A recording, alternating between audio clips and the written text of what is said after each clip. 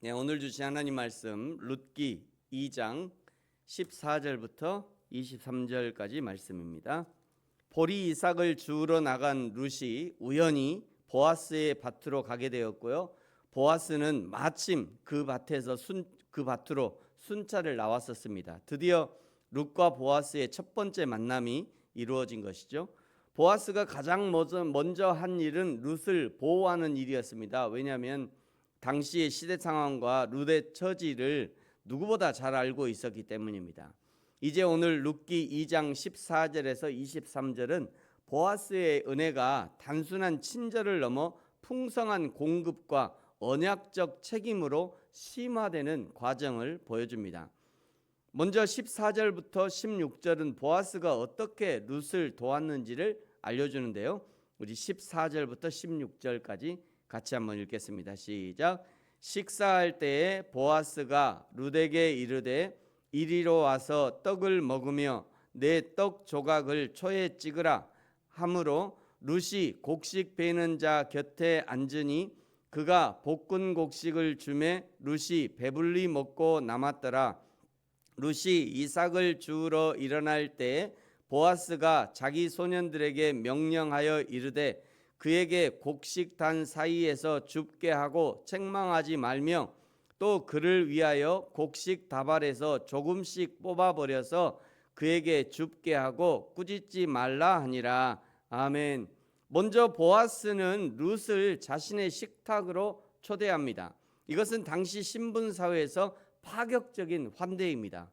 보아스가 자신의 식탁에 초대했다는 것은 첫째, 룻을 더 이상 이방의 소녀나 남이 아니라 공동체의 일원으로 인정하는 선언이고요. 두 번째는 보아스는 룻의 혈통 모압 여인이죠. 그리고 신분 과부이고 빈민인 것이에요. 그 혈통과 신분을 문제 삼지 않았다는 것입니다. 이것은 하나님의 은혜가 인종과 계급의 벽을 허물고 모든 믿는 자에게 임함을 보여줍니다. 보아스가 룻에게 베푼 은혜 헤세드라고 하죠. 두 번째는요, 룻에게 떡을 주고 초를 찍어 먹게 하고 볶은 곡식을 배불리 먹게 한 장면은 신약에서 성찬을 떠오르게 합니다. 보아스는 룻의 굶주림을 채워주는 공급자로서 장차 자기 백성을 생명의 떡으로 먹이실 예수 그리스도의 모형의 역할을 하고 있는 것이죠. 배불리 먹고 남았더라라고 하는 이 기록은 오병이어의 기적처럼 하나님의 은혜는 인간의 필요를 채우고도 남음이 있다는 은혜의 풍성함을 상징하는 것입니다. 보아스가 룻에게 베푼 은혜 헤세드 세 번째는요, 15절과 16절에 의도적으로 곡식을 조금씩 뽑아버려서 룻이 줍게 합니다. 이것은 가난한 룻의 자존심을 상하지 않게 하면서도 더 많은 것을 얻게 하기 위한 세심한 배려였던 거죠. 이것은 하나님이 성도에게 베푸시는 거부할 수 없는 은혜와 닮아 있습니다. 하나님은 성도가 알지 못하는 사이에도 은혜의 방평들을 우리의 삶의 길목에 의도적으로 던져 놓으셔요. 사람들은 이런 일을 우연이었다, 행운이었다, 운이 좋았다 라는 말로 표현하지만 정확히 신앙의 눈으로 보면 그것이 하나님이 우리에게 은혜를 베푸시는 방법입니다. 17절에 룻이 저녁까지 밭에서 줍고 집으로 돌아와서 그날 주운 것의 무게를 재보니 한 에바쯤 되었다라고 말하죠. 여기 한 에바면 약 22kg 정도 됩니다. 요즘 쌀이 20kg에 약 6만 원 정도 하죠. 좋은 쌀이 한 6만 원 좀 더 넘는 것도 있을지 모르겠습니다만 한 쌀 20kg에 한 6만 원 선 합니다. 20kg 쌀 한 포대를 사면 4인 가족이 어느 정도 먹을까요? 그런데 그 양을 하루에 주운 거예요. 하루에. 이것은요, 인간의 성실, 룻이 저녁까지 아침 일찍부터 저녁까지 주었잖아요. 인간의 성실과 하나님의 예비하신, 보아스를 통해서 하나님이 예비하신 것이죠. 이 인간의 성실과 하나님의 예비하심이 만날 때 일어나는 풍성함을 보여주는 거예요. 우리는 최선을 다해야 하는 이유가 바로 여기 있는 겁니다.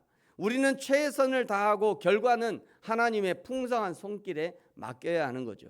사업하고 연구하는 자는요, 최선으로 자신의 사업을 일으키기 위해서 아이디어를 내고 노력을 해야 하고, 그 위에 하나님의 풍성함이 얹어지면 이런 데서 대박이 나는 거예요. 아무것도 안 하는 자는 대박을 날 수가 없어요. 그냥 앉아 있는데 무슨 대박이 납니까? 어떻게든지 사업을 일으키기 위해서 아이디어를 짜내고 새로운 일들을 시도하고, 연구자도 새로운 연구를 막 해내고 그러는 자에게 대박이 터지는 거지, 아무것도 안 하고 노는데 무슨 대박이 나겠어요. 공부하는 자는요, 최선으로 암기하고 연습하고 자기가 할 수 있는 최선을 한 후에 그 위에 하나님의 풍성한 은혜가 얻어져야 좋은 성적을 얻을 수 있는 거예요. 이 비유로요, 며칠 전에 어떤 분이 그러시더라고요. 야구 선수 있잖아요. 프로야구 선수들. 프로야구 선수가 어떻게 하면 인류 선수가 되냐. 좋은 코치가 야, 이렇게 하면 홈런을 칠 수 있어, 이렇게 하면 안타를 쳐, 이렇게 너 자세를 이렇게 하면 공도 빨리 던질 수 있어. 좋은 코치가 와가지고 그 좋은 코치를, 아주 인류의 코치를 해주면 이 선수가 인류의 선수가 될까요? 그게 아니라는 거예요. 그게 아니고, 선수는, 코치는 가르쳐 주는 거고, 그 가르쳐 주는 것을 밤이 새도록 연습하고, 이 선수가 밤이 새도록 연습하고 하루에 수천 번씩 배트를 휘두르고 수만 번씩 그냥 손에 물집이 잡힐 정도로 그게 자기가 되도록, 자기 것이 되도록 그렇게 해야 인류 선수가 된다는 거예요. 요즘에 그 학원에 가면 일타 강사라고 있잖아요. 일타 강사. 이 사람에게 뭐 역사나 수학이나 일타 강사, 그분이 그러는 거예요. 일타 강사. 여러분이 오늘 나에게 이 수학을 배워가지고 일타 강사의 수학을 배워서 여러분이 수학을 잘 푸는 게 아니다, 잘 풀어지는 게 아니다. 여러분은 오늘 수학 푸는 방법을 배워가는 거고, 이거를 집에 가서 밤이 새도록 연습해야 된다. 밤이 새도록 연습하고 노트를 수백 권 쓰면서 연습을 해서 기필코 이것이 내 것이 돼야 그 다음에 여러분이 잘 풀게 되는 거지. 그냥 일타 강사가 가르쳐 줬으니까 내가 잘 풀게, 그게 아니라는 거예요. 맞는 말이죠. 맞는 말이에요. 그래서 인간의 성실과 하나님의 예비하심이 만날 때 드디어 거기서 풍성함이 얻어지는 거예요. 시어머니 나오미가 풍성한 곡식을 가지고 돌아온 며느리 룻에게 자초지종을 묻고요, 19절에 보시면 그 사람이 보아스였다라는 이야기를 듣게 되고, 20절 그가 기업물을 자 중에 하나라고 알려줍니다. 성경이 문자로 기록되어 있기 때문에 보아스라는 이름을 들을 때 그 전율과 감동이 전달되기 어렵지만, 나오미가 룻의 이름에서 보아스라는 이름을 들었을 때 나오미는 깜짝 놀랐을 거예요. 그리고 나오미가 룻에게 당부하는 내용이 21절부터 23절까지입니다. 여러분, 21절부터 23절까지 같이 한번 읽겠습니다. 시작. 모압 여인 룻이 이르되 그가 내게 또 이르기를 내 추수를 다 마치기까지 너는 내 소년들에게 가까이 있으라 하더이다 하니, 나오미가 며느리 룻에게 이르되 내 딸아 너는 그의 소녀들과 함께 나가고 다른 밭에서 사람을 만나지 아니하는 것이 좋으니라 하는지라. 이에 룻이 보아스의 소녀들에게 가까이 있어서 보리 추수와 밀 추수를 마치기까지 이삭을 주우며 그의 시어머니와 함께 거주하니라. 아멘. 시어머니의 당부를 듣고 룻이 기다린 시간을 보리 추수와 밀 추수를 마치기까지라고 표현하고 있어요. 이런 것을 성경은 인내라고 표현하는 거죠. 성도의 삶에도 인내가 필요한 이유, 첫 번째는요, 하나님의 섭리가 무르익는 시간이 필요하기 때문입니다. 하나님의 계획은요, 즉각적으로 나타나기도 하지만 거의 대부분은 인내해야 하는 과정을 통해서 점진적으로 성취됩니다. 저와 여러분이 지금 이 땅에 살아가는 이유, 이게 인내하는 시간이거든요. 우리가 예수 믿고 예수 믿고 하나님 앞에 갈 때까지 인내하는 시간이 여기 익어가는 시간이 필요한 거예요. 뭐 이런 게 필요 없다면 예수 믿으냐? 믿는 순간 데려가는 게 제일 좋죠. 그런데 안 데려가고 하나님이 이 땅에 놓는 이유는 우리의 신앙도 익어가는 시간들이 필요한 거예요. 성도의 삶에 인내가 필요한 이유 두 번째는요, 은혜의 방편 안에 머물러야 하기 때문입니다. 룻이 끈기 있게 보아스의 밭에 머문 것은 단순한 노동이 아니라 자신을 보호해 줄 은혜의 통로 안에 머무는 행위였어요. 세 번째, 성숙한 인격과 신뢰의 증거를 보여줘야 하기 때문입니다. 2, 3개월 동안 매일 아침 일찍 일어나서 이삭을 줍는 일은 고된 노동입니다.